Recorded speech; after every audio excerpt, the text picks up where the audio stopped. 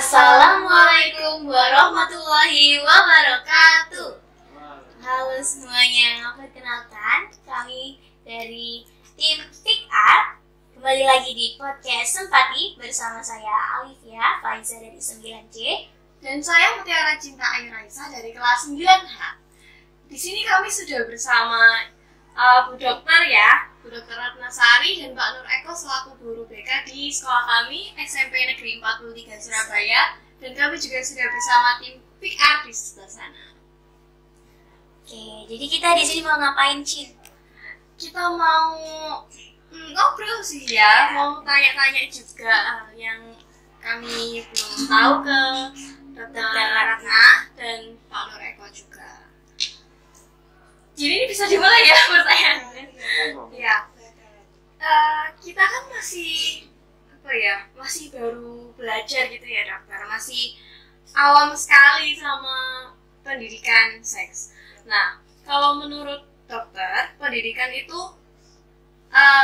seks itu penting untuk dikenalkan sejak dini. Kira-kira umur berapa bisa disampaikan pendidikan seks ini dan bagaimana cara penyampaiannya? Cinta dan Kak Alifia ya. Perkenalkan, saya Dr. Ratna ya. Akan berusaha menjawab ya pertanyaan teman-teman semua ya, adik-adik semua. Seberapa penting? Sangat penting ya pendidikan seksual ya diberikan kepada anak-anak ya semenjak dini. Sangat penting karena memang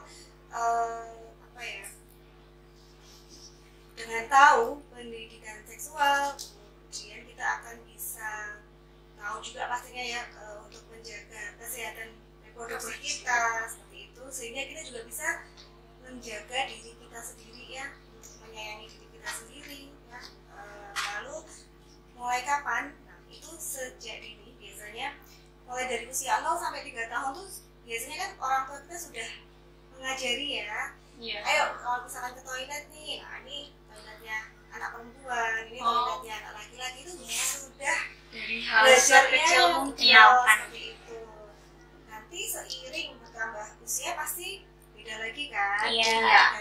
Misalkan anak usia 4 sampai 5 tahun nanti diajarin nih apa nih, dikenalin bagian-bagian tubuh kita gitu kan. Betul sekali yang benar kita. Tambah lagi usianya kayak sekarang untuk usia 9 berapa nih? 15 tahun ya. Sudah belajar juga kan organ-organ reproduksi kan di sekolah. Sudah. Dengan seperti itu nanti kita akan lebih tahu lagi pendidikannya bertahap. Cara penyampaian orang tua pun tentu juga berbeda-beda ya, tapi memang nggak bisa langsung dikasih tahu dari kecil. Kita orang tua mau kasih tahu semuanya kan nggak mungkin juga. Bertahap. Berbeda ya, betul, secara bertahap akan diajari. Kalau menurut Pak Eko? Iya, sebetulnya kalau kita ngomong tentang pendidikan seksual itu sudah ada semenjak masa 10 tahun sudah mulai dikenalkan sebetulnya. Jadi kalau kita paham dengan teorinya Sigmund Freud, itu kan setiap fase memiliki tahap dan tugas masing-masing. Contohnya mungkin ada fase oral, fase anak, itu juga salah satu kebutuhan seksual. Ketika kebutuhan tersebut tidak terpenuhi, maka akan terjadi permasalahan saat mungkin dia menjadi remaja. Ya, jadi kalau kita ngomong tentang seksual, sudah diketahui oleh salah satu pakar psikologi ya, Sigmund Freud. Ya, itu sudah dikenalkan fase-fase perkembangan sudah ada. Jadi mulai dari 0 tahun sampai fase remaja sudah dikenalkan semuanya. Jadi sebenarnya dari usia sedini mungkin harus ya, dikenalkan ya. Sudah ada si instinktif gitu loh, instinktif. Hanya mungkin penamaannya belum tahu. Ini fase kohel itu dimana kebutuhan pada si anak, si bayi itu letaknya pada organ mulut, tangan, terus kemudian dia itu salah satu bentuk kebutuhan seksual. Tapi orang-orang kan masih awam ya. Instinktifnya sudah ada, gitu. Sudah. Padahal sudah dilakukan. Sudah dilakukan. ada penamaan, belum kenal. Nah, istilahnya. Iya. Oke, nah menurut Pak Eko sendiri terkait dengan reproduksi remaja gitu ya, bagaimana sih cara remaja dapat merawat kesehatan reproduksinya dengan baik? Cara merawat ya pasti dengan baik, itu kan benar. Iya. Gitu kan? Iya. Dengan baik dan benar. Artinya memang tidak cukup dengan baik saja, tapi juga harus dilakukan dengan Benar. ya. Artinya sesuai dengan apa ya yang harus dilakukan kan gitu. Jadi organ reproduksi, kenapa sih kita ngomong organ reproduksi? Karena ibaratnya lampu itu sudah on, ya. Fase remaja itu sudah on, di mana semua organ tubuh, terutama tenaga reproduksi sudah bisa berfungsi dengan baik. Sudah berfungsi. Nah, maka oleh karena itu ya, yang pasti si remaja ini harus tahu fungsi organ mana yang memang harus Dirawat. jangan sampai nanti tidak terjaga dengan baik, nah akhirnya jadi permasalahan. Misal contoh salah satu, karena saya psikolog ya pasti kita ngomong tentang bagaimana kesehatan mental kan gitu kan ya. Jadi terkait dengan itu ya pasti remaja, contohnya remaja yang cenderung mempunyai tingkat stres yang tinggi dok, itu pasti mempengaruhi juga dengan fase menstruasinya, gitu kan. Hormon. Ya, karena hormon juga, jadi menstruasinya sedikit terganggu, nah gitu.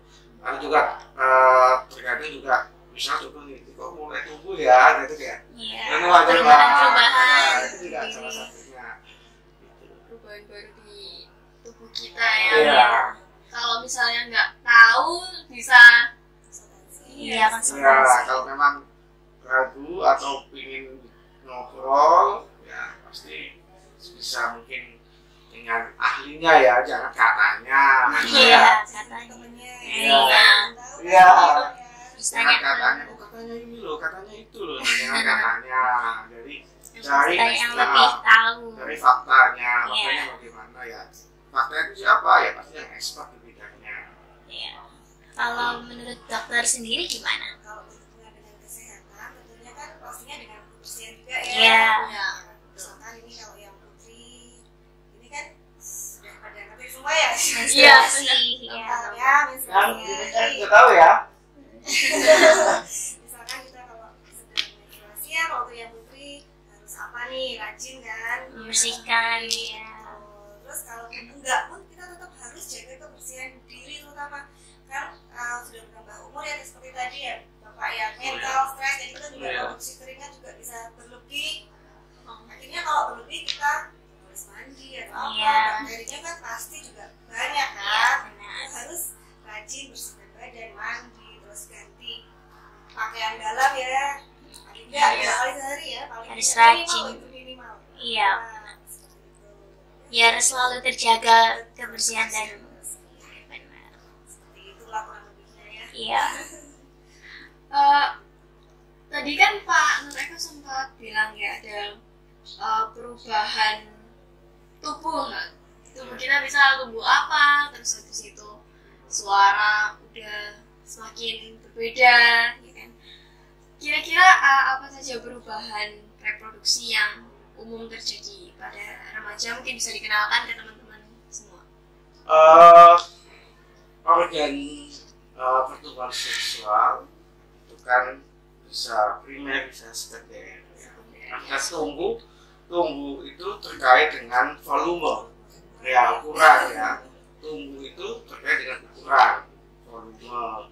Kalau kembang, nah itu kematangan. Jadi terkadang juga ada yang sudah tumbuh dengan baik tapi belum matang. Akhirnya gini, mungkin dia organ organ seksualnya sudah tumbuh ya, sudah berfungsi, tapi terkadang dia nggak ngerti. Oh, Kalau dia iya. itu belum sudah bertumbuh. usianya harus gede, Siap, iya. usianya harus gede, tapi dia belum matang secara psikologis. Oh, Nah itu juga yang bahaya. Akhirnya ya terjadi mungkin semacam dia pelecehan seksual atau apa. Kan dia nggak Karena ngerti. dia belum bisa menjaga diri. Iya, dia belum matang gitu loh, belum matang secara psikologis. Ada kan? Ada. Jadi Pasti ada. terutama pada anak-anak berkebutuhan khusus ya, anak khusus karena memang kematangan secara psikologisnya juga kurang, kognitifnya juga kurang, pemahamannya akhirnya juga kurang. Nah, gitu. Jadi dia nggak tahu kalau dia itu sebenarnya juga sudah puber. Iya. Jadi fase itu nggak pernah mundur. Iya. Jadi itu mungkin ada kapan itu hari kilo nggak normal mosok kan gitu kan? Iya, Mosok ngerti sih, nggak tahu dong, gitu kan? harus tahu. Enggak. Ini terjadi juga pada anak yang tunagrahita misalnya, tunagrahita mulai dari yang sedang sampai yang berat. Itu kan terkadang apa orang masuk anak lagi ini tahu, dan tahu. Mandi itu terkadang dimandikan sama orang tuanya. Nah, saya sering ngomong dengan ibunya, dengan bapaknya. Itu saya kan mandi sendiri, itu sudah remaja, dia sudah ngerti. Kadang itu mandi bareng dengan ibunya. Ada. Boleh ya. Kalau Harus sudah tahu remaja, mana yang hanya boleh kita sendiri. Nah, Orang terdekat pun nggak boleh megang, ya. nah, bagian-bagian yang privasi. Iya. ya kalau yang Tahu, pasti normal, tahu. ya kalau ini kan masalah PDBK kan gitu kan. Nah, ini juga perlu dikonsumsi juga orang tuanya. Jadi bagaimana cara memperlakukan si anak ini gitu loh. Anak ini oke, secara kematangan mungkin masih kurang, kognisinya masih kurang, tetapi fasanya dia, usianya itu gak mungkin mundur. Ya, pasti akan terus Iya, maju-maju. iya pasti maju. Gitu. Dia pasti akan terpikir hal itu. Dia pasti usia 13 tahun pasti juga dia mengenal yang jatuh cinta. Gitu kan? Bagaimana konsep mengenal atau mungkin mencintai seseorang itu juga harus dikenalkan dengan baik. Gitu. Jadi masalah mungkin pada siswa pendidikan, terutama untuk saya sih. Karena normal mungkin masih oke ya, diarahkan. masih bisa. Yang pendidikan ini yang susah. Iya, ini agak susah. Jadi kalau misalkan jatuh cinta itu juga harus diarahkan dengan baik supaya nggak terjadi hal buruk gitu ya Pak. Iya, gini, kalau saya merujuk pada teorinya Sigmund Freud ya yang tentang ego dan super ego pada manusia, abnormalitas itu kan pada super ego. Ya, super ego, abnormalitas pada super ego. Jadi, soal contoh nih, usia segitu sudah mulai mengenal yang namanya cinta. Cinta itu adalah it atau need, sebuah kebutuhan manusia. Dan jadi masalah pelampiasan untuk jatuh cintanya itu yang berbeda. Artinya super egonya antara yang normal dan tidak normal itu berbeda. Nah, pada kalian mungkin mengenal cinta mungkin, oh ini wanita, ini laki-laki, nggak perlu dipegang. Kalau dia kan tidak, nggak bisa. Makanya pada kasus ketiga tertentu saat itu, mohon maaf nih katanya gurunya dipegang pantatnya, ada teman perempuannya dipeluk. Karena dia nggak ngerti. Ya, makanya super egonya bermasalah. Jadi dia harus Selalu dikasih tahu. Iya, diarahkan. Makanya Arahkan.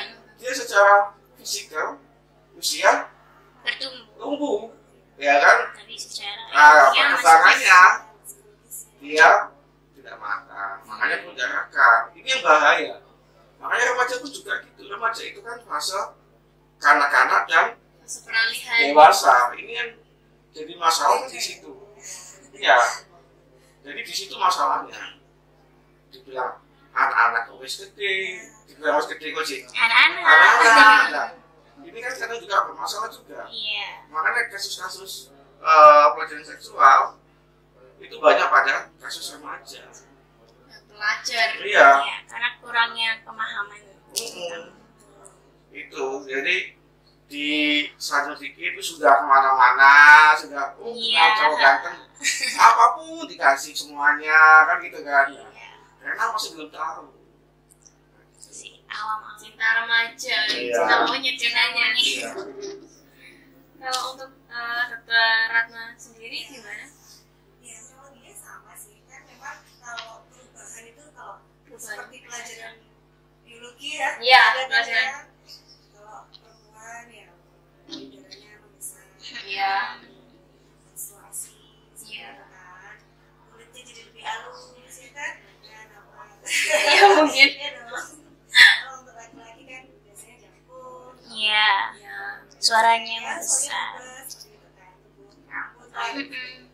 Ya, harus dipahami, semakin ya harus dirawat juga, seperti itu harus paham.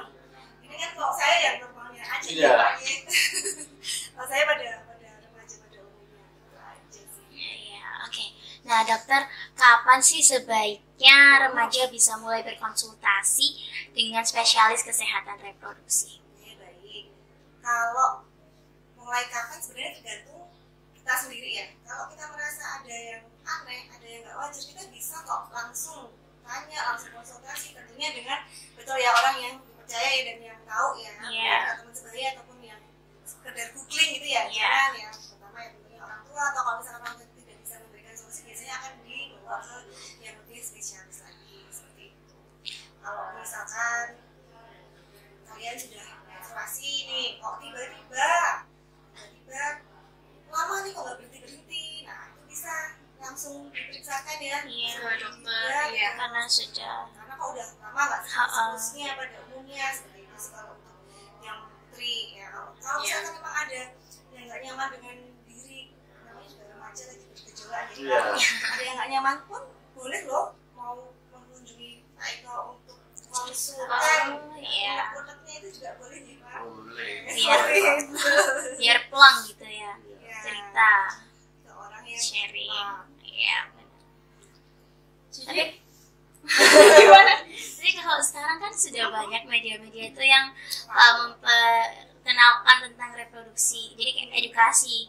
Nah, kalau kita kayak searching gitu juga boleh kan, Dok?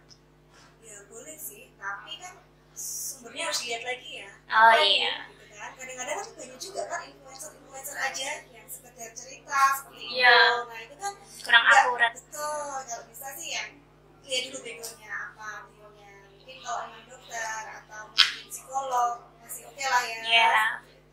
Jadi Kalau orang sumbernya harus tetap dicek lagi. Cek kan. lagi. Nggak sekedar IG di FYP cerita-cerita gini-gini ya. Ya, Menurut saya sih kurang kurang akurat, ya kurang pasti gitu. pas ya. Ha-ha. jadi peran keluarga itu kan penting, sangat penting. Sangat ya. penting. Pertama kali ya Ya. Dari awal. sangat penting pertama kali adalah keluarga ya, mungkin ibu ya bapaknya Dari orang tua terdekat. pastinya yang akan mengenalkan seperti itu kan Yang harus mendukung Dan kesehatan mendukung. dari awal.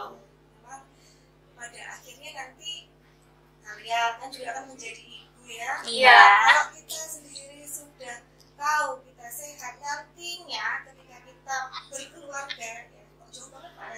Ini nggak apa-apa. Ini kan Bapak, emang pasti nanti kayaknya ke sana. Pasti. Iya.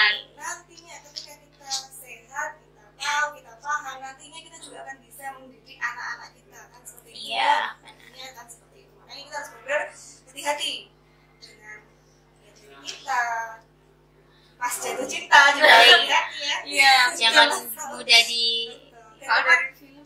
Ya. Memang orang tua itu sebenarnya menjadi tempat pertama ketika anak ada masalah ya. Ya ini sebenarnya kita perlu ke orang tuanya juga deh Pak. menjadi Menjadi tempat cerita pertama Iya. untuk anak-anak. Ya. karena orang tua juga orang yang tahu proses kita dari kecil sampai jadi dewasa. Kan yang merawat, yang mendidik. Iya. Jadi tapi untuk remaja sekarang kan juga banyak ke temannya ya. Iya. Iya, lebih terbuka sama nyaman ya. temennya. Terus Iya. temennya Masih. Ngasih solusi padahal belum tahu sama-sama. Iya, solusi. Boleh sih sekedar cerita boleh, tapi Ha-ha. sebaiknya kalau mau mencari solusi ya ke orang yang tepat. Iya. Seperti itu. Paling nggak cerita dulu ke namanya ibunya, pasti itu akan memberikan solusi yang lebih baik lah. Iya. Tahu lah. Setidaknya orang tua akan oh iya, saya harus kesini, akan bagus seperti itu. Kalau teman kan ya sudah sekedar sharing aja. Iya. Jadi memang keluarga itu sangat Sangat penting sekali. penting. Kalau sekedar sharing bisa ke tim Tim Tik Art nih. Banyak nih mau yang mana? Salah maksudnya koordinatornya itu Mbak. Siapa namanya? Asifa. Oh, Asifa itu koordinatornya. Tik Tik Art. Art. Iya, Asifa. Kelas berapa, Mbak? Kelas 8 Delta. Iya, 8D. Iya. Nah, terus menurut dokter, apa kaitan antara pendidikan seksual, kehamilan remaja, dan pertumbuhan penduduk? Nah, itu tadi ya. Kalau kita dikenalkan semenjak dini tentang pendidikan seksual, organ reproduksi, diharapkan kembali lagi bisa menjaga diri. Tentunya berhubungan dengan psikologi kita juga nih Pak, berkembang ya, dari tumbuh dan perkembangan juga. Dengan pendidikan yang pas, diharapkan kita akan menyadari bahwa nanti itu menikah sebelum pokoknya kita itu tetap harus sesuai dengan aturan adab ya, norma-norma di masyarakat, menikah Norma jadi ketimuran. hindarkan dari kehamilan dini sebelum menikah seperti itu kan. Kalau kita usia dini nih, jangan kita kalau usia dini sudah misalkan maaf ya melakukan hubungan seksual ternyata terus punya anak seperti itu kan masa subur kita ini panjang loh. Iya. Ya, masa subur kita ini panjang, kita bisa aja ini harus pada tahu ya maksudnya dengan berhubungan seksual 1 kali pun perempuan bisa hamil. Iya. Ya, jadi jangan macam-macam, nggak boleh dilakukan sebelum menikah ya. Kalau kita sejak dini sudah misalkan sejak dini melakukan hubungan seksual dan masa subur kita semakin panjang, otomatis semakin banyak kan mempengaruhi jumlah anak. Iya. Populasi betul, akhirnya populasi pasti meningkat. Dengan diberikan pendidikan sebaik mungkin, setepat mungkin, sedini mungkin, diharapkan mampu mengontrol hal-hal seperti itu sehingga pertumbuhan penduduk pun bisa lebih Terkendali, terkontrol. sesuai dengan program pemerintah juga. Kan Itu dia Pak. Iya, benar ya. Ya memang kan gini. Jadi terkait dengan masalah masyarakat miskin kota. Jadi di mana masyarakat miskin kota itu kan memang paling banyak terjadi di kota-kota yang memang tingkat populasinya tinggi, gitu kan. Terus juga yang pasti ada di sana tentang pendidikan seksual dan tidak formal pada orang tuanya pasti juga rendah kebanyakan. iya. Sumber daya Hmm. manusia. Iya. Masih rendah di sana, sehingga nggak ngerti nih terus papa itu lahir nunggu anak kapan nggak, akhirnya banyak BPJS dulu, kan gitu kan? Padahal yang penting ya Pak, kalau udah punya anak itu kita harus tahu anaknya ini nanti sekolah gimana, kan harus disiapkan juga, nggak bisa. Gitu kan. Iya. Mulai lahir juga dasar berapa puluh juta dok ya. Iya. Nah, ya kalau mau sih enak, bocor, dan wahing maksudnya enak. Kalau sesar, itu kan butuh uang banyak. Itu juga akan pengaruh ke kondisi psikologis. Akhirnya apa ya? Kalau memang masyarakatnya kondisinya perekonomiannya kurang, tuntutan keluarga juga tinggi, akhirnya banyak kriminal.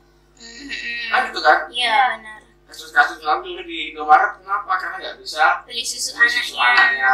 Nah, kan kasus kriminal. Iya. Terus juga pembegalan. Kenapa? Ya karena bapaknya lagi butuh uang, kemudian anaknya yang sakit. Nah itu kan Iya. juga pengaruh. Nah makanya apa belajar seperti ini mengedukasi semua masyarakat tentang bagaimana sih caranya untuk menjaga tentang populasi terutama kan ya. Jadi semakin tinggi, semakin sesak, maka juga tingkat stres Semakin banyak. semakin tinggi juga. Makin panas juga ini kayaknya. Nah, kan panas itu kan. juga. Makanya korelasinya kehidupan di desa dengan di kota itu kan lebih tenang, lebih makmur, lebih Yes. ayem di Desa. desa, tingkat stresnya juga rendah, kan gitu kan. Iya. Jadi juga kalau di kota mungkin biaya hidup juga tinggi, gitu kan. Di sana kan enak. Nah, tuh jadi Tapi pemicu awalnya bisa punya yang sering kasus-kasus nikah dini itu loh Pak. Nah, itu kan biasanya pemicu awalnya dari anak-anak yang kurang paham. Biasanya sudah berpacaran dari umur SD, SMP gitu kan. Itu tuh kayak hubungannya sama pendidikan Iya. iya. sejak dini diberikan. Jadi itu kita juga harus kasih paham sama mereka nih kalau pacaran itu boleh nggak sih? Nggak boleh ya Pak? Masih kecil Kalau saya gini, jadi saya tidak mau menyalahi fase perkembangan. Iya. Jadi itu kan memang anak sudah mulai, kalau sudah remaja itu kan sudah Alami mulai. ya, pasti Iya, kasmaran. jadi nggak perlu dibendung. Cuman diarahkan ke hal yang positif. Jangan Jadi sampai pacaran itu memotivasi untuk sekolah, Betul sekali. memotivasi untuk belajar. Kalau Karena pacaran, tambah iya, terus ya, Pak, ya? maka malas tinggalkan. Ya, betul. Kalau tambah semangat belajarnya, wah bagus. Pacarku ranking 1 nih, aku besok harus bisa nih. Nyari Nah, justru. Ya, itu bagus. Itu bagus. balap. Tapi itu tambah hancur, aduh, sudah Oh, selesai. iya. Males sekolah, Nah. apalagi bolos. kalau berantem kan. Aduh. Nah itu. Curhat ya. Relate karena Makanya terlalu tadi, relate. kematangan emosi itu penting. Iya. Ya, Pada usia kayak kematangan kita. emosi itu kan penting juga. Heeh. Jadi, mereka yang tumbuh belum tentu matang loh. Ya, kalau sama makan, kalian ya coba pohon mangga. Mm-mm. Sudah besar, tapi apakah layak dimakan? Belum tentu. Belum tentu. Warna sudah menguning, tapi apakah sudah layak untuk dimakan? Belum tentu. Gitu loh, makanya sama dengan manusia, secara mungkin volume mungkin dia sudah tinggi, tubuhnya sudah ini sudah mulai kan, Iya. pokoknya sudah wis tampak mencering. Iya. Tapi ternyata ini kalau di psikologi ada ukur yang namanya Gestalt. Gestalt itu untuk mengukur tingkat kematangan usia. Jadi belum tentu dia umur sekian. Ya, Sudah matang. ya, makanya ada CA, ada MA. CA psychological age sama mental age. Jadi nanti dikorelasikan seberapa matchingnya. Kalau jatuh banget ya pasti dia usianya tinggi tapi mentalnya rendah. Kalau seperti itu tuh biasanya terapi dari psikologi sendiri itu apa nih, Pak? Apakah khusus atau bagaimana, Pak? Itu biasanya terkait dengan kognisi. Ada korelasi dengan kognisi. Jadi mereka yang mental X-nya rendah itu hampir kasus 90% itu IQ-nya rendah. Ya, jadi agak susah dibenahi. Jadi kalau terapinya, kalau kita pakai konseling, karena susah.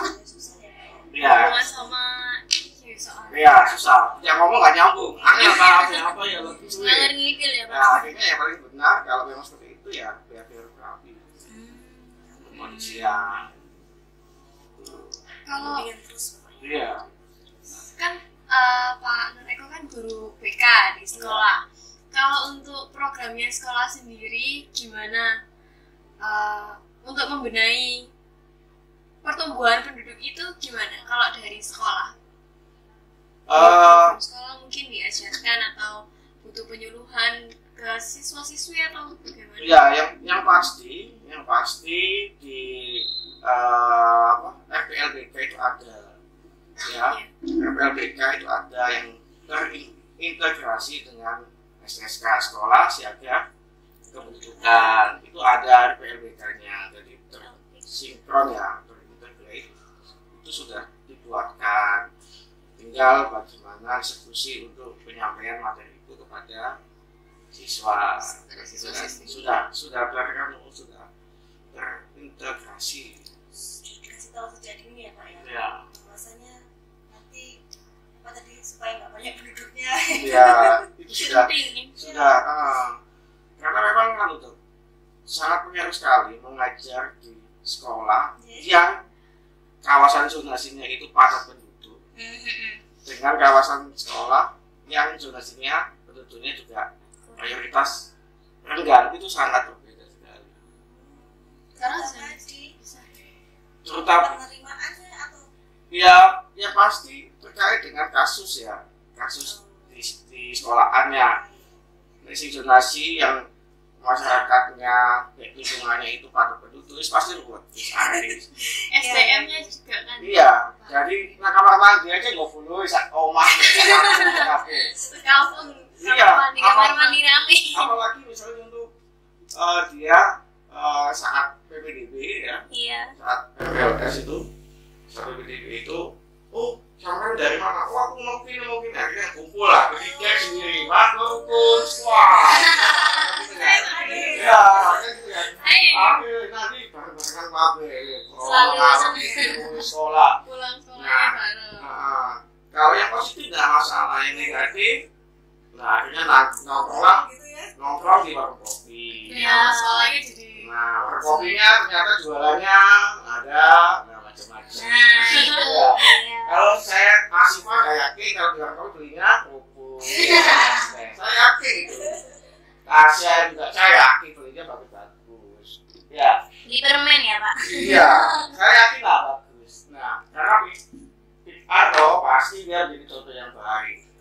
Harus itu. Iya, jadi mereka yang terutama di sini ya, memang kampung padat penduduk, seperti itu semua. Buat itu. Iya. Iya. Soal perbandingannya dulu zaman zonasi itu masih belum ada, dengan semenjak ada zonasi itu sangat terasa banget. Kalau dulu dari mana-mana berdasarkan nilai. Iya. Saya tinggal, pokoknya kita ke Komang, yuk masuk. Dari situ cuma ada zonasi, Komangnya cuma meter itu terlambat. Oh iya. Kenapa ini? Kan lucu. Ada sesuatu yang Mana aspal ya, Jalan bisa loh padahal ya, Pak. Macet, Pak. alasan macet karena betul, alasannya kena taksir. Kena kereta. Nunggu. Nah, tapi ya ternyata berapa lama? Nggak lagi nih kalau sampai macet kamu karena kena langsir pinggang. Ya. Digusur aja.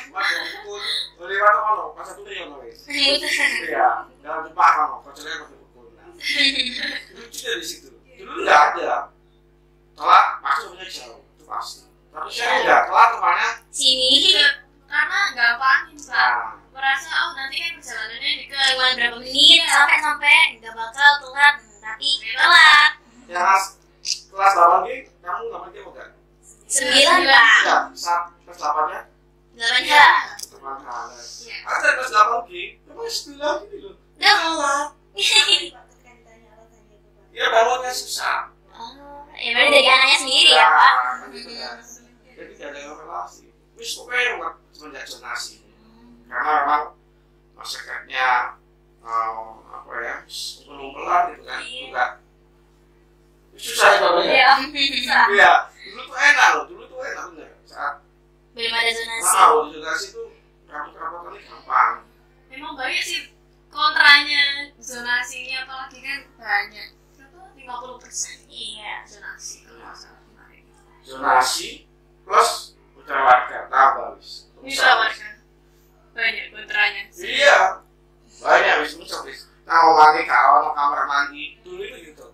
Kamar mandi itu kan sama Pak Wawan jangan kelas sekolah yang apa itu kan disetarakan dengan katanya kan mendarat gitu loh kalau mandinya. Jadi keramik itu 1 meternya itu 700.000 keramiknya saja. Kemudian klosnya tutup. Wih. Nah, Itu ceweknya nggak ada ya? Iya, nggak ada. karena mungkin ya omane bisa kau no bisa belum akhirnya kita jeblok juga cak. Nah ini kan juga Saya. iya kan gitu kan dulu dah kayak gitu karena maklum mungkin dia di kampungnya atau di daerahnya misinya nanti karena misi mungkin nggak tahu mungkin apa dulu kan di mana kamar mandi ya kamar mandi Toilet tutup. sorry saya dulu zaman saya tinggal di daerah Pasar Kembang gitu itu kalau diambilnya di kanan di sungai. Oh. Masa, Pak? Tahun berapa itu di sungai? Iya, tahun Surabaya. 2004 masih ada loh. Karena hampir semua warga nggak Nggak punya. punya kloset. Iya, kalau saya nggak punya. Saya nggak punya. Jadi susah kalau mau itu di kloset gitu ya, Pak. Karena nggak terbiasa di kloset gitu Iya. sebelumnya. Bisa jadi seperti itu. Iya. Ya, Bisa. anak-anak ketika sekolah itu loh, Pak, pada bingung. Oh, kalau ini kayak nguatek ini. Itu dulu awal-awalnya namanya apa nih? sanitizer. Oh. Di rumah kan nggak ada. Iya. Itu sanitizer. Kayaknya Gini. Oh nggak pernah. Lah. Kita ada ini. mahal soalnya waktu itu. Nah. Biasanya satu pom berapa harganya naik. Itu kan juga soalnya kebiasaan juga. Mereka Yang tinggal di daerah populasi yang tinggi itu juga sangat pengaruh juga. Jadi faktor yang mempengaruhi Pak ya, sosial, ekonomi. Iya. Kalau dari kacamata medis mengendalikan pertumbuhan penduduknya gimana? Ya tentunya mengikuti program pemerintah. Oke. Tapi 2 anak. Dan sama ya 2 anak cukup ya Pak. Iya.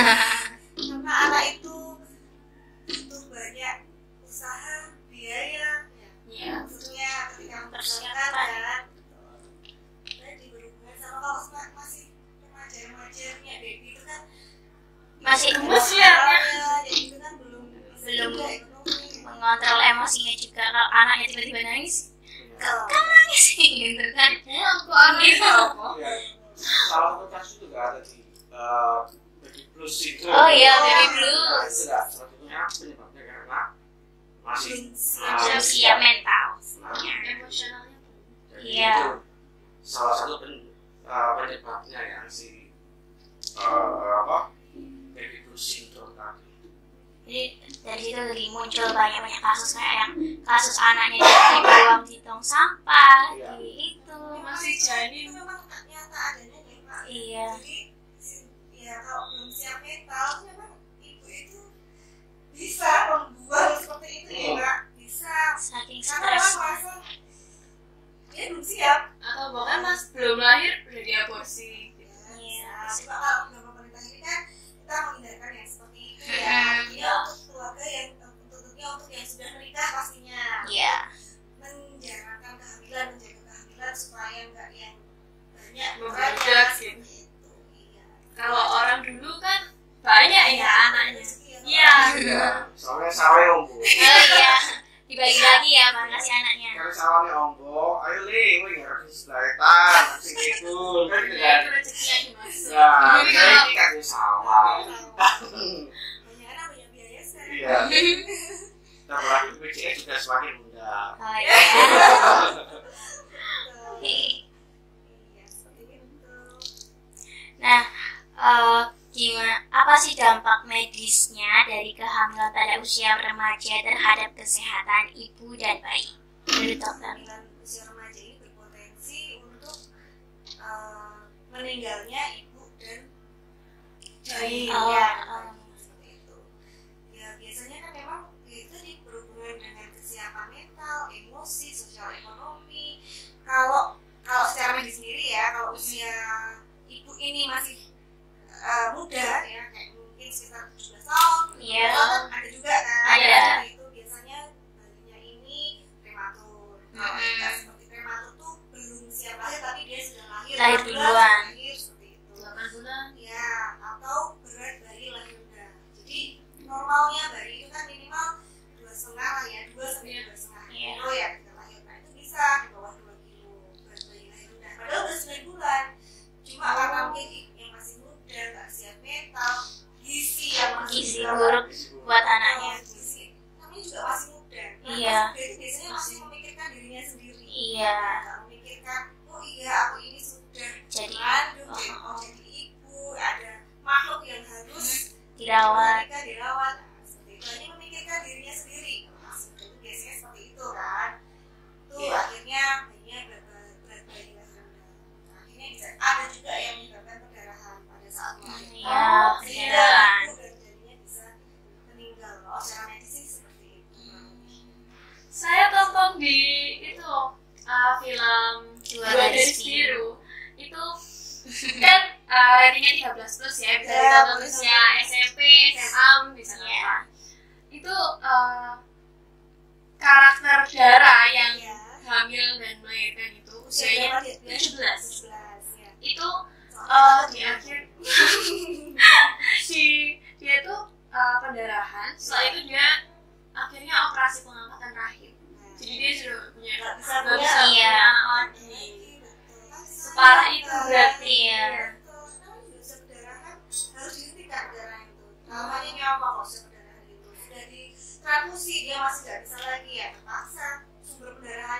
apa? Harus diatasi dengan mungkin mengangkat Rahim. Anaknya hidup nggak? Hidup. Oh, Sudah lahir. Tidak, dia masih punya satu anak. Bagaimanapun juga keturunan itu kan penting ya. Iya. Untuk meneruskan kita yang mendoakan kita seperti itu. Tapi ruginya itu jadi kita nggak punya rahim di usia muda itu tadi ya. Itu mempengaruhi juga ke Juga stres juga. stres diri kita juga. Seperti itu kan mempengaruhi hormonal, bisa kayak menopause dini. Iya. Karena hormonnya itu enggak Beda-beda. Itu juga bayinya juga dikasihin ke tantenya ceritanya. Ya biar enggak. sendiri. Iya. Dia belum siap juga kan Iya, gitu. bayinya. Orang tuanya ngasih keputusan udah gini aja bayinya. Kita Buat kasih ke tantenya aja. Iya. Ya, bilangnya ini nanti anaknya kalau udah besar manggil kamu itu Kakak. kakak. Iya, atau tante. Iya tante. Jadi padahal itu ibunya. Jadi Iya. Bisa. Nggak harus dialami, bisa ingat aja sudah cukup. sudah cukup. Jangan dilakukan. Jangan. Jangan. Bahaya banget. Nggak perlu ngalamin loh ya. Ya jangan. Jangan sampai bisa masalah gempar ini. Trending. Kalau untuk programnya dari SMP 43 sendiri mungkin kayak ini PR. PR. ya. Kalau ini pembimbingnya bapaknya berarti atau Kebetulan saya itu kan pembina ekskul konselor sebenarnya. Kemudian ya kan di sinkron kampus daripada gawe mana sih aja akhirnya sudah saya yang